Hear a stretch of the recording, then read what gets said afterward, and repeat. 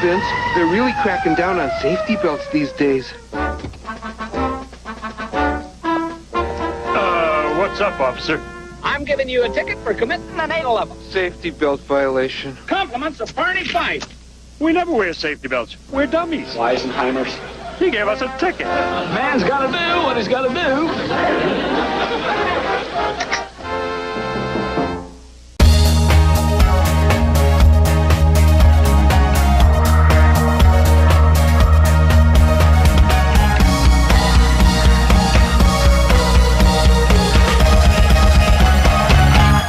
Welcome to a new weekly show here on LSN. I'm Mike Miller. The show is called Lancaster Perspective.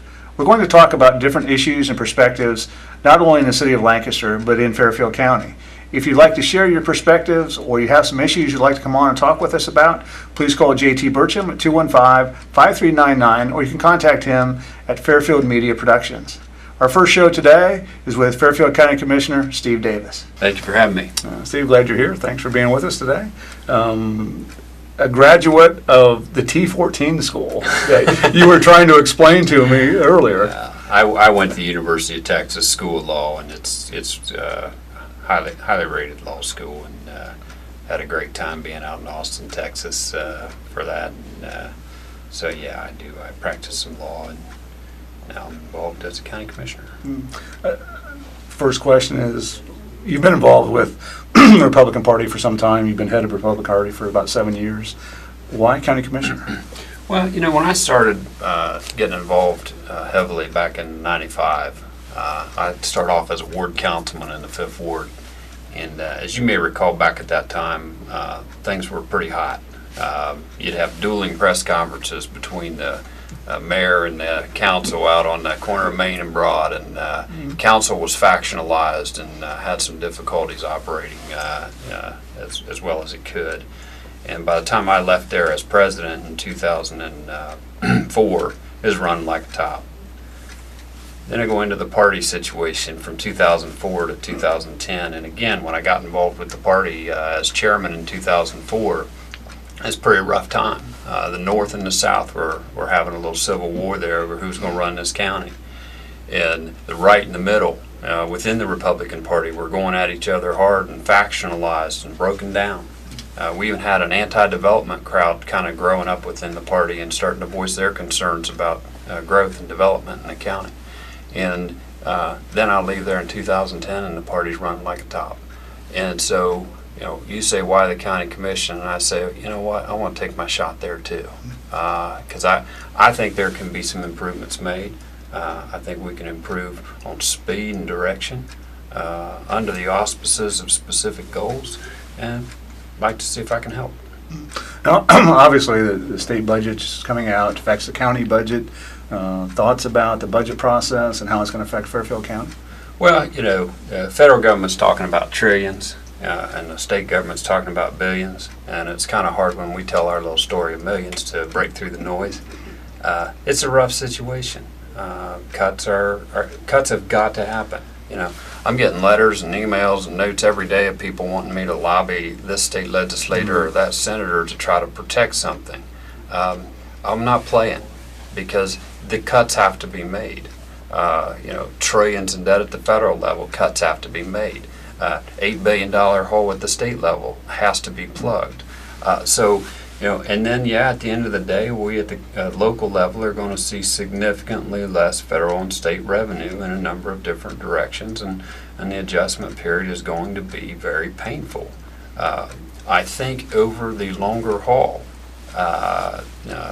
resetting the dial a little bit had to happen, and we'll learn to abide. And you know, if we're fortunate, the economy can kind of keep moving forward a little bit, and you know, years from now we can maybe get into a regrowth and resurface situation. Do you find it difficult to deal with some of the people that you've dealt with in the past that are now you're in a position that you can make some healthy decisions, and people calling you saying, why aren't we doing this, why aren't we doing that? Does that bother you? I mean, does that? No, and to be honest with you, you know, I'm so new. You know, just 3 months roughly that I've been in there. Two two or three, I don't even know. But folks are giving me breathing space. They really are. So I'm not getting hammered right now from every direction. I got a few folks that are interested in some issues, and then one by one, I'm scheduling meetings with them and trying to learn more. Although I'm not brand new to all of this, I've been involved in local government for a long time, 9 years with the city. There's still nuances and aspects of county government that I need to brush up on and understand better. So it hasn't been that rough that way. It's been very frustrating, and I'm having to work through that and kind of watch my tongue a little bit because the speed isn't where it needs to be, and the direction isn't where it needs to be, and I'm in the middle of that. And again, we talk about the budget that just passed by Governor Kasich and the budgets in Fairfield County, and each department has, I'm sure, their grocery list of what they want. And commissioners talk about it and say, well, you can have this, you can have that. Is that a pretty civil process? I haven't been through a county budget process, haven't just got there. And yeah, Governor Kasich's made some proposals. The House and the Senate will work on those, and it probably won't turn out just the way the governor has proposed it. I'm sure there'll be some nuances and changes here and there to that. But I think across the board, one thing I sense is an understanding that everything has changed and that expenditures have to go down. And so, I think most folks are of a mindset to try to limit the losses. Is more how I'm perceiving how folks are coming at us, more so than anyone thinking at this time in this place they're going to grow their budget. At one time, Fairfield County was the fourth fastest growing county in the state. I work with Shane Farnsworth quite a bit. Even as the county grows and we're having some budget issues, is it difficult to balance that, to say, gee, we're getting, our infrastructure is doing well, we're getting some companies coming in, just balancing that? I think we remain the fourth or fifth fastest growing in the county. I mean, the Census Bureau just recently came out, and we were right up there. And if you, I think the most recent unemployment statistics have us with, I think, the seventh best unemployment rate in all out of all the 88 counties. So 81 counties are out there having a little more trouble than we are. That's not bragging. That's not saying we're all set. But I think we're in a reasonably good position to run on out of this recession that we've been going through. And I'm not opposed to growth at all. And it's pretty obvious that Violet and Pickerington aren't opposed to growth either.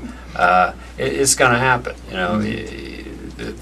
People get full of themselves, think they're going to control whether somebody buys a house or doesn't buy a house or splits up their farm or doesn't. Folks are going to make decisions, and then we're going to make decisions. But thinking that against the tides of change and growth, that you're going to somehow be able to restrict that or influence that in a great way, that's just probably folks thinking they're more important than they are. You've been in 3 months now. Challenge that you didn't expect? Yeah, there are some challenges I didn't expect. Frankly, what I had hoped leading through the appointment process is that I could run what's called a coattail.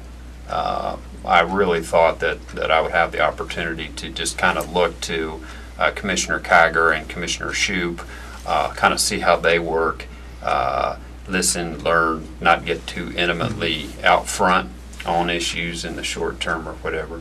And that's just not how it works. The idea that I had about running a coattail on other people's experience for a while, it just doesn't fly that way. So, I'm having to get in faster and deeper than I anticipated.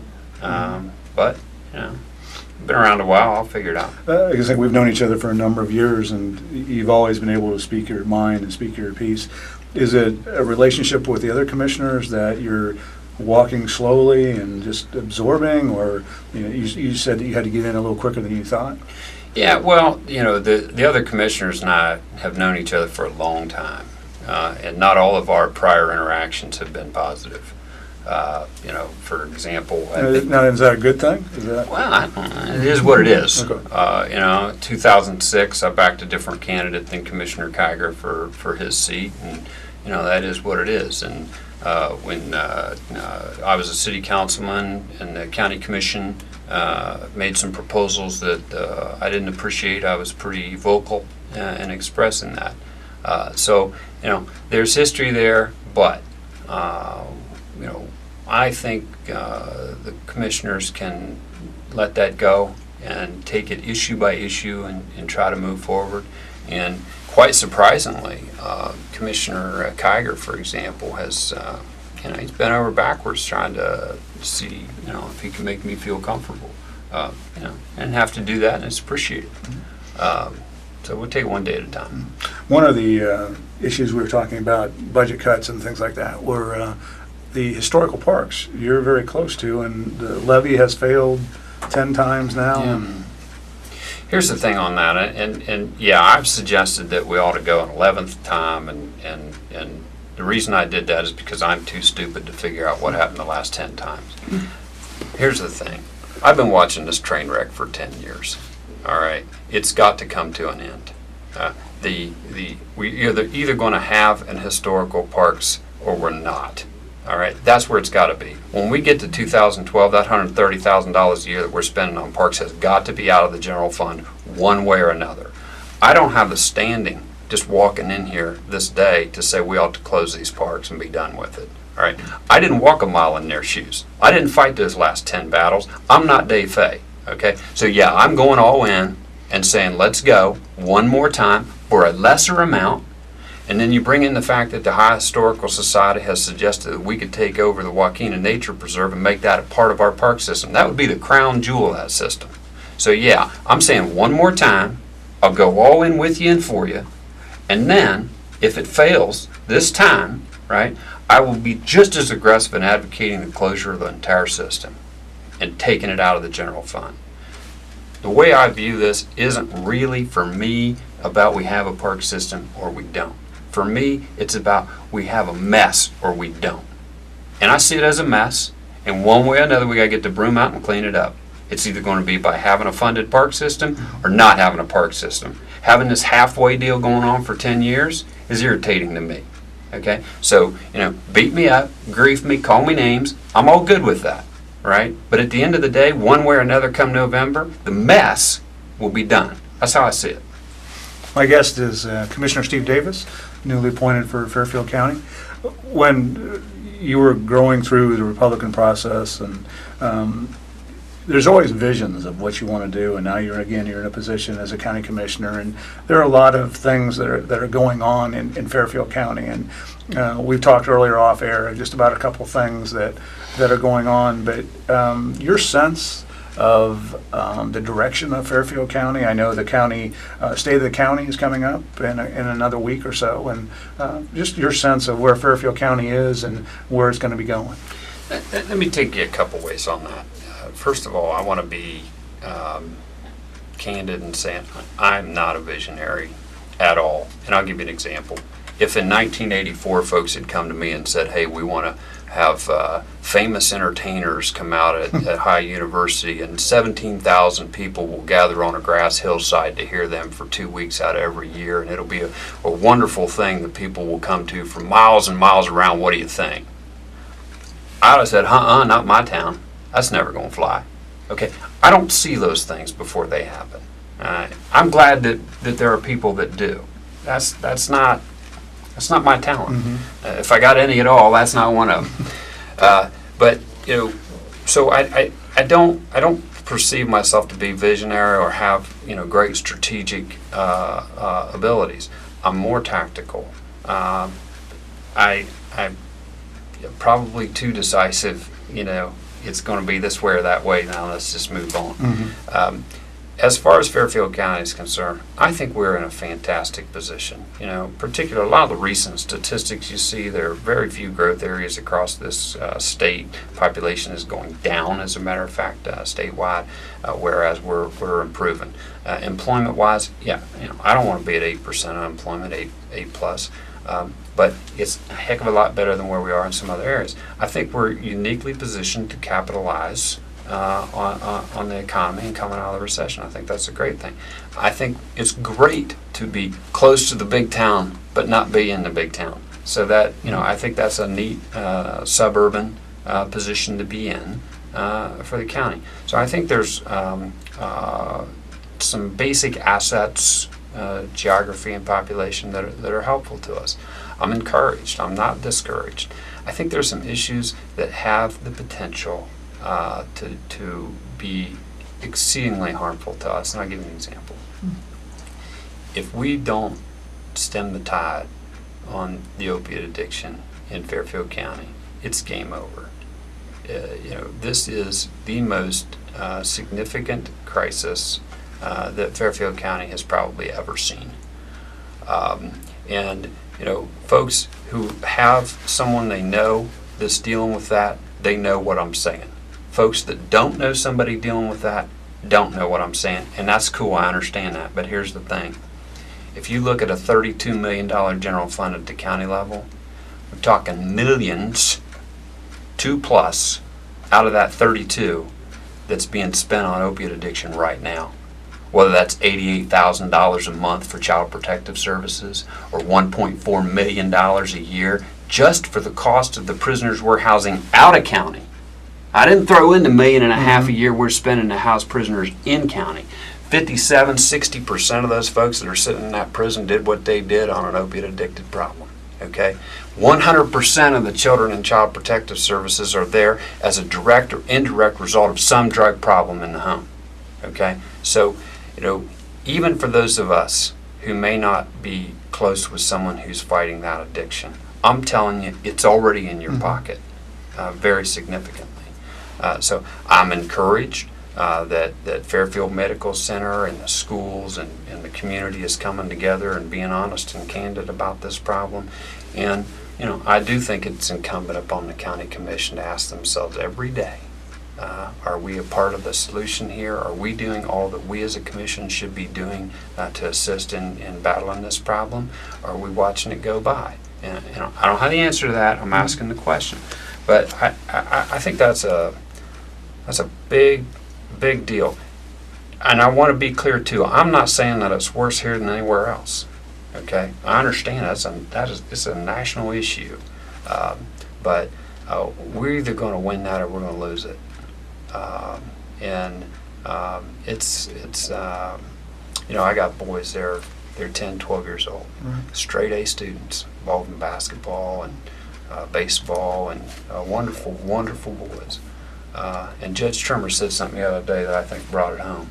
You know, 80% of the folks that are dealing with this problem come from the families you thought they'd come from. Interesting comment. And 20% didn't. Wow. So, you know. I sense you obviously have a huge passion for not only the drug issue, but for children that are in protective services and even families that are needing.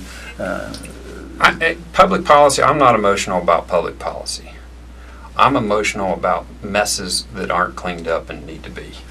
Okay?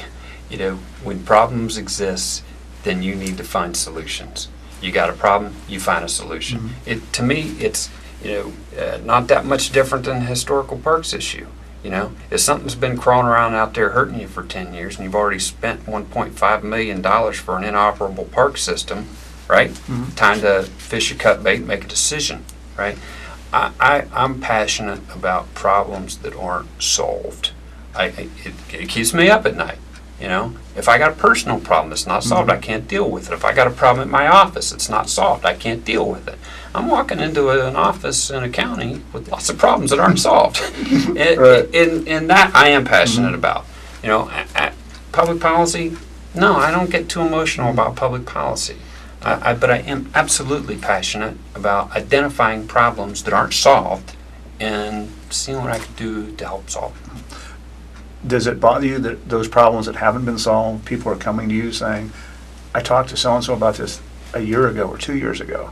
What are we going to do about this? Whatever the issue may be. It doesn't bother me in this sense. I don't put on other people my idiosyncrasies and my problems. In other words, I mean that in the sense that, some people lead with their chin and some people don't. I'm saying when the bomb goes off, okay, one guy runs under the desk, right? Okay, that's cool. I get that. Another guy goes and calls 911.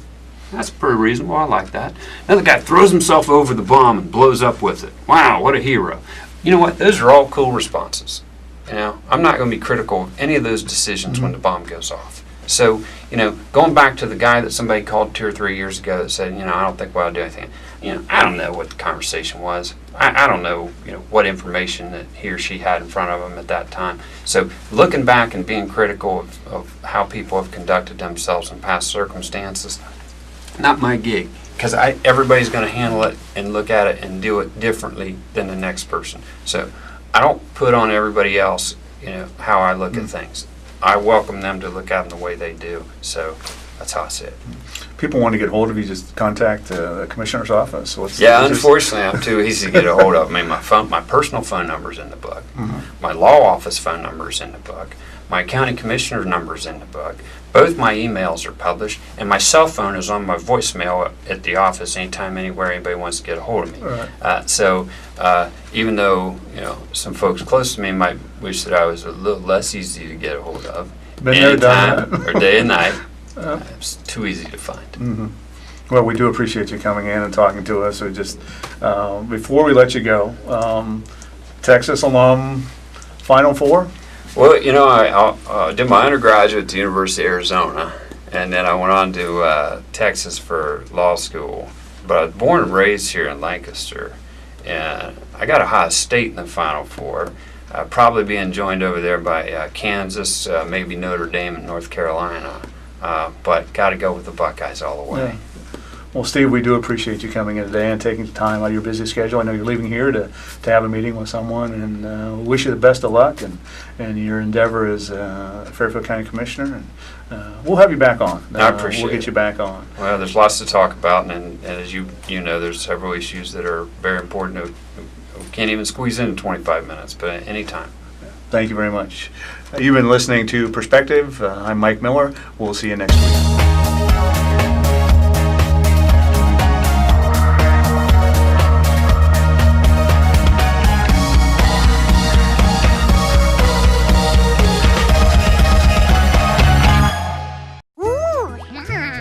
Every child is curious. George, look what I found. Turn their curiosity into a lifelong love of learning. That's a periscope. It's one of the most important gifts you can share. Create a curious reader.